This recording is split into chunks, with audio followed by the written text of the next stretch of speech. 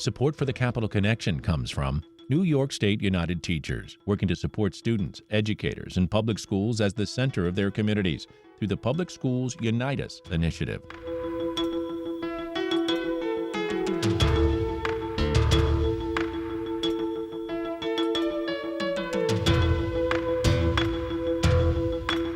It's the Capital Connection. Hi, I'm David Gastina. With us this week, the Assembly Minority Leader, Republican William Barclay from the 120th District. Leader Barclay, I love it when you're on with me. You're a straight shooter. You show everyone out there that the party and the minority can sit down and have a conversation on public broadcasting and share your side of the story. And I can't tell you how much I appreciate that, because it matters. And if we're going to have civility in politics, you're a great example of it. So thank you so much. Well, thank you for that kind introduction, but I really appreciate you having me on your show. I always enjoy our conversation, and I do appreciate having the opportunity to share my thoughts on things, especially from a Republican perspective, because as you all know, we're in a very Democratic-dominated state. So I really do appreciate it, David, having me on. No question. And the State of the State address by the lead Democrat, Governor Kathy Hochul, was held this week. I know you were there and attended, and I know you have some thoughts about it. But before we get into sort of the substance, the issues, I wonder about the format, how the show went, so to speak. Well, I think that's an accurate description. It was sort of a show to begin with. I was sitting next to my counterpart in the state Senate, and he had to catch a 4:15 train, and he was worried. He said, "When's the speech going to begin?" Because we had, we had the marching band from Albany, we had gospel singers, we had 3 religious prayers. So it was really a show. So the question was, I think, on everybody's mind, when is the speech actually, substance of the speech, going to happen? I'm always a little disappointed. Cuomo started this. It was nice when Hochul brought it back to the Assembly chambers. I like it when it's in the Assembly chambers, namely because I have a good seat in those chambers. But I think it's sort of a august body, and I think it feels right to have the State of the State there. So I always get a little disappointed that Cuomo did his in the convention center, which was about as sterile as a place you could have it. At least this was in the Ag, so it was a little bit more intimate than maybe the convention center, but it's not as good as I don't think, as the Assembly chambers. Well, let's be serious. We have many, many issues that need addressing in New York State, no matter what side of the aisle you're on. We want to talk about some of those issues driven by the governor's agenda. And I know that you have already commented, Will Barclay, Minority Leader of the Assembly, that some of Hochul's ideas, she stole right from your conference. Now, can you believe it? No, I can believe it, because this wouldn't be the first time that a governor in power, or a president for that matter, hasn't taken some ideas from the opposing party, in this case the minority party, and used them for their own. Yeah, we're very happy about it. I've said many interviews I've done since the State of the State, I say I welcome the governor to the party. I mean, our conference has been talking about crime. Our conference has been talking about affordability for many years. I'm glad that she's finally seen the polls, heard from New Yorkers, and seen the light that these are issues that New Yorkers are concerned about and they want to address. So for the most part, I was pleased with the substance of her speech. But someone told me today you can't really be thanking an arsonist for finally going to a fire station and try to fight the fire. And, she's part of the reason we're in this place, unfortunately, in this state. But again, I am pleased that at least she's recognizing that these are problems, and maybe we can work together in a bipartisan way to try to solve these problems. Well, of course, it's a proposal, it's aspirational. We won't really know what's going to be there with specific proposals and money allocations till her budget comes out next week, will we? Yeah, no, that's going to be a big thing. We've been spending crazily in the state, and that's not a sustainable thing. So it will be interesting to see what she proposes. In the last 5 years, we've increased spending, as I've told you before, $60 billion. That's not sustainable. We have to be more realistic on our budgetary process and get it. And by having such a large budget, you got to get the money from somewhere. And unfortunately, we've done so much tax and spend in New York. It's made New York unaffordable, and And as a direct result of that, people are leaving the state. So you're right. She's going to have to hopefully sharpen her pencil and find places where we just don't have the rate of growth and spending that we have over the last number of years. We're speaking with Will Barclay, Assembly Minority Leader, about New York Governor Kathy Hochul's State of the State address this week. The governor, of course, referencing the subways, which there have been some high-profile in the media violent crimes in the subways, and she acknowledged that. The other issues that have been separating her from the Republican Party have been bail reform. Now that she's sort of acknowledging these things, I'm wondering, despite the fact that she may have stolen, quote, some of your ideas, whether you will work with her on this. Can we see cooperation? Now, I know you're in the minority and you don't have a heck of a lot of power here, but, are we going to see some, because it seems like the same issues rear their head every single election cycle. You know what I mean? Yeah. Well, affordability, let's start with affordability, and then we can talk about crime, we can talk about housing, or any of the other things she talked about. So affordability, I was pleased. I'm always happy when any elected official, Democrat or Republican, talks about tax cuts, because particularly here in New York, we're the highest tax citizens in the country. So she didn't give any forewarning of her middle-class tax cuts, so that was a surprise. I was pleasantly surprised that she mentioned that, and I think she'll have the full support of our conference in doing that. The other affordability she talked about, and talked about stealing our ideas, was the child tax credit, which we've had a bill that been held in the Assembly for a number of years. Just last year, the Democratic majority has held our bill for that child tax credit. Interestingly, the governor's proposal is richer than our proposal. I forget how much I think she's up to $1,500 maybe as a $1,000 in a tax credit. And I think ours was $500. So we're happy that she's going that. We're happy taking our idea, maybe even improved on our ideas. But, she's going to have to get that through the legislature. And hopefully now that she's proposing it, the Democratic majorities in both houses will take a better view of that. Will, forgive me for interrupting. Did I hear her right? Didn't she say that it was up to almost $5,000 ultimately when you looked at all the benefits, including the ones you mentioned for families? Did I hear her correctly? Right. That was her math. I mean, so she added school lunches. And she said, do the math right here in the room with me. Right. So, the question I was asked yesterday, is that math correct? Is $5,000 going to make New York State more affordable? I guess I don't know, but I think it's a step in the right direction where we're, again, with a middle-class tax cut, we're not even taking the money. She's got this rebate where we're taking taxpayers' money and giving it back to them. I think that's sort of inefficient. But, again, anytime we give money back to the taxpayers, I'll support. So I think she's going to have, David, very strong bipartisan support for those proposals on affordability. Will it be enough? We've taken us years to get in the situation we are in New York State. I mean, at least we're talking about it. I don't know if it's going to be enough necessarily just to get us out of it, but it's a step in the right direction. Do you want to talk a minute about public safety? Yeah. Absolutely. So, as you know, it's something we've been talking about till we're blue in the face. Because of the many policies that have been instituted in Albany, we think we have a crime problem in New York.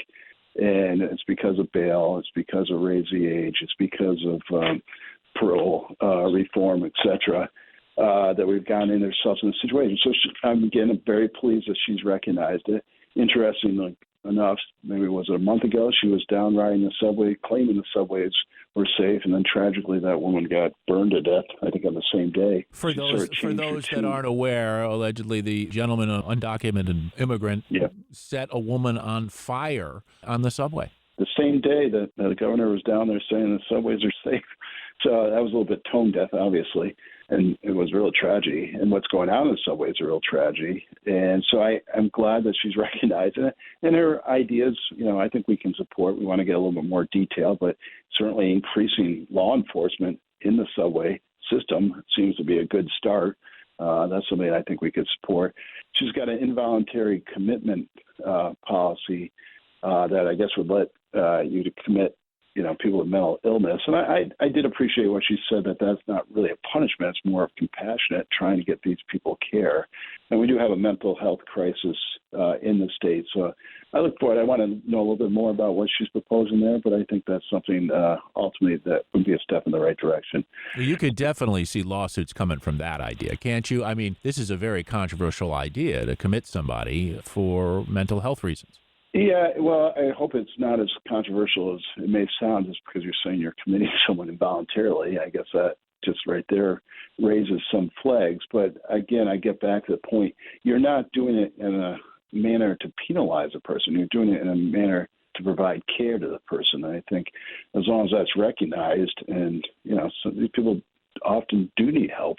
And I don't think that's necessarily, a bad thing. So we'll see. Well, again, I guess everything's in the details, and we'll see how extreme what she's proposing it is. And then if the more extreme it is, then probably you're right. There will be lawsuits and probably more of an outcry. But I think if we look at it through the perspective of you really trying to get these people the help they need, then, that doesn't seem so extreme. It seems actually commonsensical. Well, speaking of common sense, I try to use common sense on this program when talking to various folks involved in New York State government and politics. The listeners don't always agree. In fact, we got a letter not so long ago, the last time you were on with me, Will Barclay, from David K. Johnston. Do you know that name? David Johnston. David K. Johnston. He is a Pulitzer Prize winner, an IRE Medal and George Polk Award winner, really well-known journalist. He lives out in the Rochester area. He is professor of practice at Rochester Institute of Technology, and he wrote to me about the show we did together. You want to hear what he said? I'm sure it was all complimentary, but yes, let's hear what you have to say. I'm concerned about misinformation from your latest guest. Misinformation you let go unchallenged. And I will say that I have brought this up with you in the past, but we've done many programs together, Will. And I bring it up now because he's talking about crime. Since 1992, reported crime in our nation has fallen by half. A useful interactive set of tables made from the annual FBI crime data since 1960 is available here, and he gives the link. New York State publishes crime data sets at the county, regional, and statewide levels. These extensive tables show similar sharp declines in reported crime rates. In America, your odds of being murdered are roughly 1 in 15,000. But in New York City, the odds are significantly lower, 1 in about 21,000. Yet hardly anyone knows this. Surveys show, however, a generalized fear of crime that is out of proportion to crime reports and without regard to geographic area. He goes on to quote crime statistics by zip code, and when you look further into where it's happening, you can see where it's concentrated.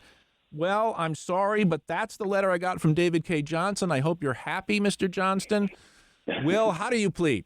Well, you can say, first of all, there are all sorts of statistics out there. I would readily agree with them. Crime probably isn't as big of a problem as it was, say, in the 70s. But I think you'd have to be blind to say there isn't a crime problem in New York State.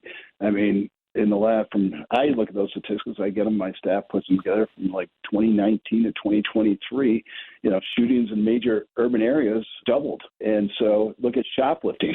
It's out of control that they're closing shops or stores in New York City. Car thefts in Syracuse, my hometown, have, quadrupled in recent years. So yeah, and yet the city of Albany came out this week saying their crime was down from 2023 this year. Well, maybe it might be a blip. Let's hope it is. I think that's a good thing. But they're saying crime as a whole. So there are certain crimes that probably are just demographically the country's changed, and probably there are some crimes that are not, as high as they once were. But there's other crimes that have been going up, like the ones I mentioned. So, devil's in the details with statistics. But putting aside, whether the statistics are right or wrong, I think people feel that. They feel that. Walking down the streets of New York City, walking in the subway, they feel threatened and concerned for their public safety. And I think there's good reason for them to feel that way. So I think we can't just put our heads in the sand and say, I think no problem with crime when you hear, almost on a daily basis, some terrible tragedy happening in the subways that needs to be addressed. And I happen to think, and people obviously on the other side of the aisle differ, that a lot of the policies that we've instituted in Albany have exacerbated the problem. Now, is any one sole policy, result of all the crime? No, but it's a combination of things. We got to stop, worrying about the criminal and start worrying about the victims. And obviously, it's the most important thing that we can do as our job as elected officials to make sure that our communities are safe. And that takes common sense policies, and it takes input from both prosecutors, judges, law enforcement, et cetera. That just hasn't, we haven't taken their input by passing a lot of these so-called reforms. Yeah, and maybe part of this agenda is a good step toward reducing some of that crime if you make things more affordable, right? Yeah. Let's take another issue, housing, which has been such a huge issue, not just in New York, but around the country. It's gotten so expensive to live. And so one of the ideas from the governor in the speech was to call for $100 million in state funding to support the construction of starter homes and down payment assistance for first-time home buyers. She's also called for a new law to prevent private equity firms from bidding on homes on the first 75 days they're on the market. That's a little bit more esoteric for many. Including myself. Yeah, I didn't know that was a big problem, but that was a surprise to me. I hadn't heard private equity. Why? I don't even understand how that would work necessarily, but why is private equity buying houses and not, leasing them or selling them? I don't understand what their economic benefit would just be to hold these houses. But I am curious to learn more about that issue as we go forward. So sorry, I interrupted you, Dave. No, not at all. You didn't. I want to hear more from you on this issue, in fact, because, rent, and we had years ago the rent is too damn high party, but it's still the same thing. Again, these issues seem like they never go away. We need to get people into homes and in better situations where they can rent and live. Well, no doubt. In housing, affordability of housing is certainly an issue. I don't always agree. I didn't think what she was proposing, other than the private equity thing, was too extreme. She's talking about $100 million for down payments. Maybe that's a reasonable thing. But ultimately, we at the state, through many, many, many regulations, have made it very expensive for anyone to do any housing projects. And I would like to see let market forces be more involved in the thing, have a better balance between buyers and sellers, tenants and landlords. And I think if you did that, you're going to have the market. There's certainly the demand out there.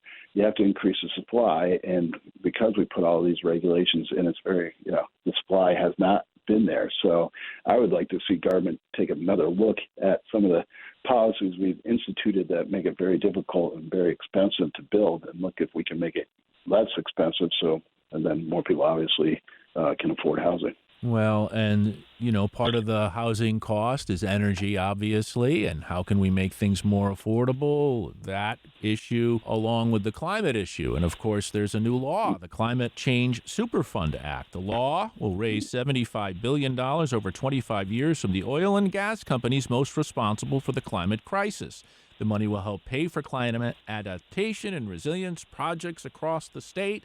But the likelihood of litigation around the new law is very high. It's not only very high, it's already begun, because Vermont is the first state to have passed a similar law. It's not the same, and they've already been sued.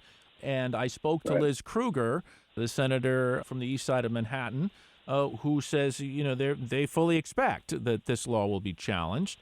But I also spoke to the comptroller. He's the chief financial officer for the state, as you know, Will Barclay. And he assures me this is a money-making, New York State citizen-saving law. How so?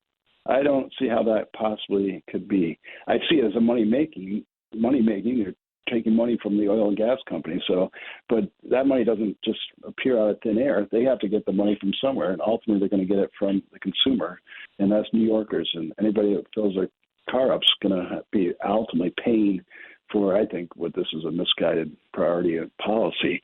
So this is just one of the many, many so-called green environmental bills that we passed down here that ultimately, as I mentioned on the show, probably are unaffordable. Really, they're unworkable. And in the end, the cost-benefit of these laws, I just don't think it's there because, as I've mentioned on the show 900 times, New York, if you look at our total emissions, it's only 0.4% of total global emissions. So why are we spending billions and billions of dollars to institute some of these so-called green policies? Because the argument, I keep asking the other lawmakers your question. I keep asking them that, and they say because we're bigger than some countries, Will, because New York has to lead. We have to be the benchmark when it comes to climate. It's more about there are no borders. The climate is changing, and if you're looking at the wildfires in California right now as just mismanagement, you may be missing the larger picture. Right. Well, even so, though, I think New Yorkers and taxpayers may question, they want to be a leader in spending. If one thing we're spending, a few $1 million on this to be it, we're talking billions and billions of dollars to institute these policies. And ultimately, if they're not going to have a real impact on what they say they're trying to accomplish, doesn't that seem like that's sort of a bad priority to do? And I elected officials can demagogue and use rhetoric or whatever they want, but ultimately, as I said, someone's going to have to pay the bill at the end of the day, and it's going to be, New York taxpayers, and they may have a different feel if they're, to build a house costs $20,000 more because you're instituting some policies that ultimately aren't going to really have an impact on the environment. I think most taxpayers and voters in New York would All right. say you got to think twice about instituting that. I hear you there, but I want to be a little devil's advocate. We had the mound of earth collapse on the railroad tracks, the Amtrak, not that long ago now. We have problems with buildings crumbling. We need bridge infrastructure. If, as we're seeing, the icebergs melting and the shoreline's going to come up in New York City, we need to have infrastructure that can withstand that. We're seeing 100-year storms every year or two. We're having a change that's impacting, and pragmatically, if we're not out in front of it, there's going to be a heck of a lot more money in damage that we're going to have to pay and rebuilding that we're going to have to do if we don't do that. And besides, forget about the politicians talking about this issue. 99% of the scientists have decided these are the goals we should meet. Well, I'm not going to get into with you about the merits, but the one of whether climate change is man-made, how much effect it's having on our infrastructure, et cetera. I will say this, though. There is no doubt where I agree with you totally, David, is the fact that New York's infrastructure is crumbling. Our roads and bridges are yearly, they put out reports, and we always score, D-F on our infrastructure. So putting out why that's happening, it's because we haven't made the investments over the years. Now we're so far behind, and also because it's very expensive to do anything, any kind of infrastructure improvements in New York. So we have to look at, one, lowering those costs, but we have to, I 100% agree, and even though I'm not a tax and spend Democrat, I do agree that we do need to make these investments into infrastructure, and we got to do it in a thoughtful manner. We ought to have, 5-10-year plan of how to get this transportation system, our infrastructure, our roads and bridges back into shape. So it's my understanding, isn't that part of this bill? Isn't that part of the Superfund law? Is part of raising the infrastructure is part of it? What they're doing is taking money from private companies legally we're selling oil and gas, taking it from them and to try to pay for this. And that's ultimately, that money doesn't come out of thin air. It's got to come from somewhere. It's going to end up coming from the consumer. And so I just think that's, that you can't blame oil and gas. Well, if that's the case, then why, we all should be guilty of this, and it should be a shared burden. We can't just put the burden on oil and gas. I mean, we drive cars. Don't we all drive cars? We heat our homes, et cetera.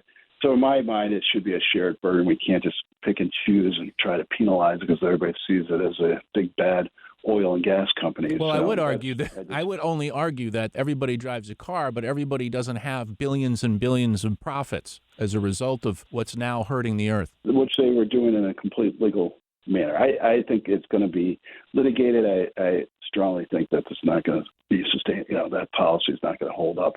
But time will tell. We'll see.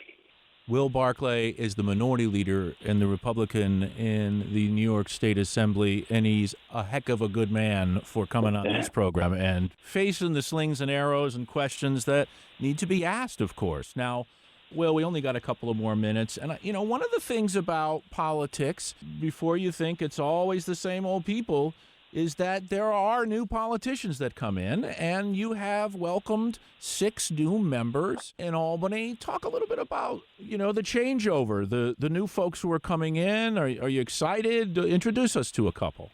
Yeah, without a doubt. Thanks for giving me the opportunity. We do have 6 new members in our conference. We have a new member from Long Island. The rest are from Central and Western New York. But I do think you're right, David. When you get new members, it sort of brings new energy and new perspective. And even though I've been around a long time, I think I've seen these issues. I think I know both sides of the issue. You do get sometimes in tunnel vision. So you get new people in. And one thing about the state legislature that I think, unfortunately, we're getting away from that, but it really is a citizens' legislature. So you get people with different viewpoints and experience. And I think that makes it better when it comes to passing laws. So, for instance, we have a person who owns a moving company, a small business. We have people that have background in law enforcement. We have a woman who was a former clerk, so she's got local government experience. So it's really a great. I think we have a good diverse conference with different from both viewpoints sides of the that I state. think- So it's been good, and we, as you know, we've increased although we didn't in this past election, we've been increasing our numbers from New York City in our conference too. So that's been, I think, very positive. That gives us a different perspective for me, particularly being a guy from a small town in upstate New York. So it's always good, and it's exciting times. And I start 2025 very optimistic, and I look forward to working with all my colleagues, Democrat and Republicans, because we have to change the way things are going in this state. And I think we all love this state. We love the constituents we work for. And I think if we can just try to take politics out of it a little bit and just look at things really from a public policy perspective, I think we'll have some success. Will Barkley, are you planning on going to the presidential inauguration? I am going. Who will be with you? My wife didn't want to go, so I'm traveling alone, unfortunately. But we'll see. I don't really know who's going down from New York. I'm not sure who's going. I'm sure, obviously, the state chairman, party chairman will be there. I think I get my counterpart. Hey, let's make a real Capital connection right now. Hey, anybody out there going down to the inauguration that wants to go along with Will Barkley, just reach out to me. You're welcome to come. At WAMC. Will Barkley, I can't tell you how much I enjoy our conversations and how much I think it's a model of how we should all be talking to each other with decency and kindness, even if we don't agree on everything and we're willing to talk and face the hard questions. He is the Assembly Minority Leader, Republican, and I know because you're a good man, you'll be back. Appreciate it, Will. Thank you, David. Always great talking to you.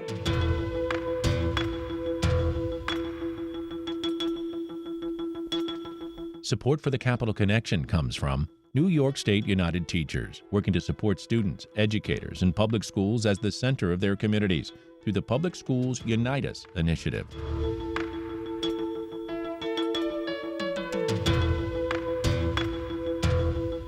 The Capital Connection is a production of WAMC Northeast Public Radio. You can listen to The Capital Connection anytime at WAMCpodcast.org or anywhere you get your podcast. And join us again next week at this same time for another political conversation. For The Capital Connection, I'm David Guistina.